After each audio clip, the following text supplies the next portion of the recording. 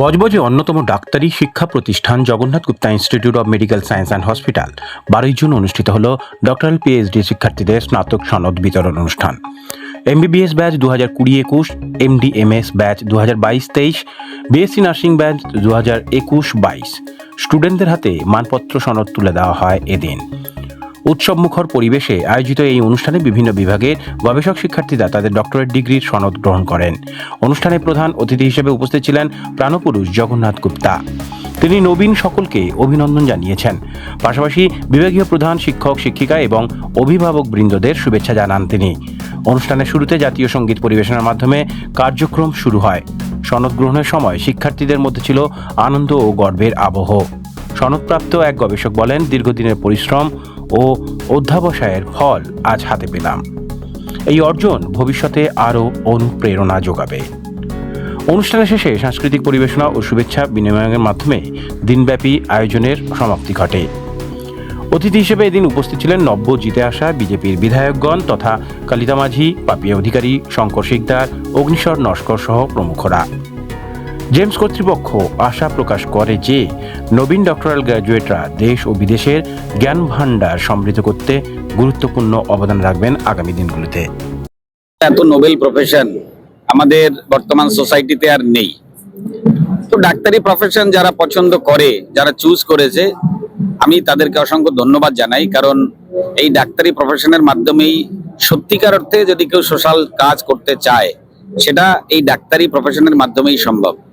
কিন্তু আমাদের ভারতবর্ষে 2014 বিফোর 2014 মানে 2014 এবং আজকের দিনে এই মেডিকেল যে ইনস্টিটিউশন এবং বিভিন্ন সরকারি সিট এর যে ডেভেলপমেন্ট, সেটা চোখে পড়ার মতো। গত 70 বছরে যেখানে মাত্র 337টা কলেজ ছিল, এখন সেটা 800+ কলেজ হয়ে গেছে। মানে আরো প্রায় 400-450 কলেজ অ্যাড হয়েছে।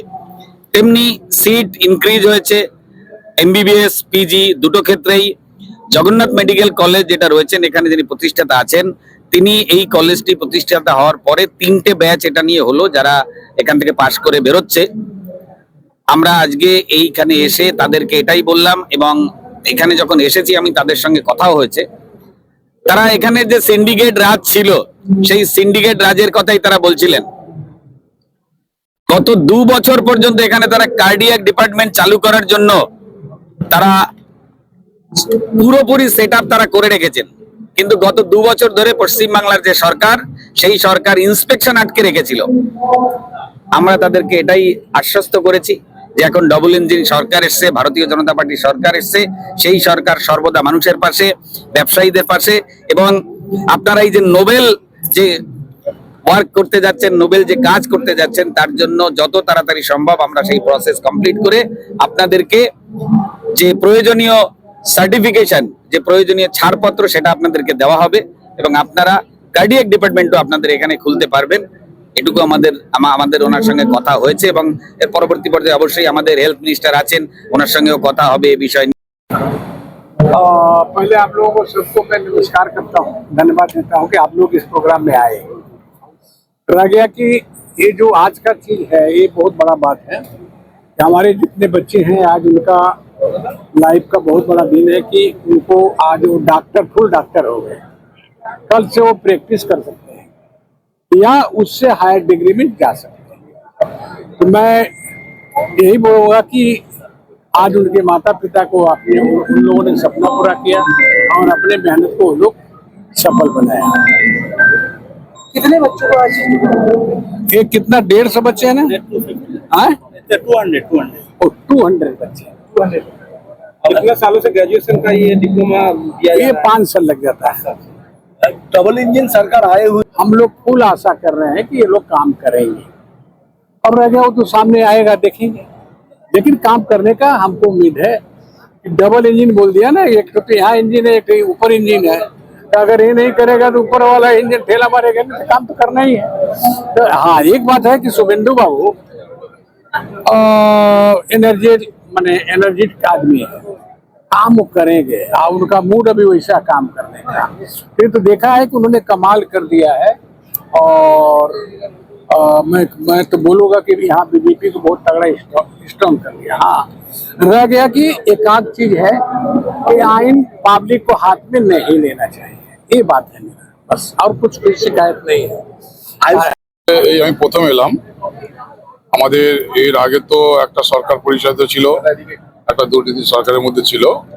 আমার মনে হয় এই প্রথম এই প্রোগ্রামটা ভালোভাবে হলো, যাতে করে সমস্ত ডাক্তাররা ছিলেন যারা নতুন নতুন ডাক্তার হতে চলেছে সার্টিফিকেট পেয়েছে, এবং আরো যারা ছিলেন পুরনো যারা ডাক্তার ছিলেন, ভালো ভালো সব ডাক্তার ছিলেন। আজকে এই অনুষ্ঠানে এসে আমার খুব ভালো লেগেছে।